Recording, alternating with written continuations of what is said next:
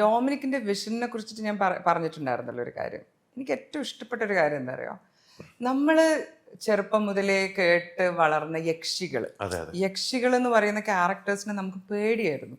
ചോര കുടിക്കും, ഇങ്ങനെ ചെയ്യും, അങ്ങനെ ചെയ്യും. പക്ഷെ നമ്മൾ ഒരിക്കലും ഒരു യക്ഷിന്റെ ബാക്ക് സ്റ്റോറി ഒരിക്കലും നോക്കിയിട്ടില്ല.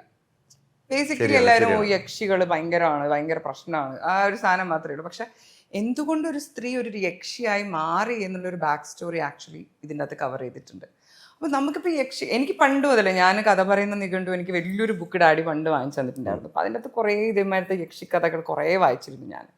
അപ്പം അന്ന് മുതലേ എനിക്ക് ഈ യക്ഷി ക്യാരക്ടേഴ്സിൻ്റെ അടുത്ത് ഞാൻ വിചാരിക്കും ഇവർ പേടിക്കുന്നത് ശരി, പക്ഷെ ഒരു സ്ത്രീനെ ഉപദ്രവിച്ചതിന് ശേഷമാണ് ഒരു സ്ത്രീ യക്ഷിയായി മാറുന്ന ഒരു പ്രോസസ്സ് ഉണ്ടാകുന്നത്.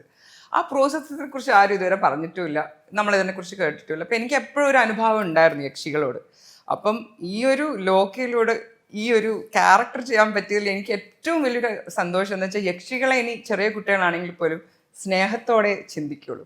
യക്ഷികൾ എന്ന് പറയുമ്പോൾ തന്നെ അടിപൊളി എന്നുള്ളൊരു സാധനം വരും. I am very happy about that. And അതിന് തീർച്ചയായിട്ടും ഡൊമിനിക് അരുണിനും ശാന്തിക്കും നല്ലൊരു കൈയടി കൊടുക്കും. തീർച്ചയായിട്ടും അവർ ഭയങ്കര ബ്രില്യൻ്റ് ആയിട്ട് അത് വർക്ക് ചെയ്തു.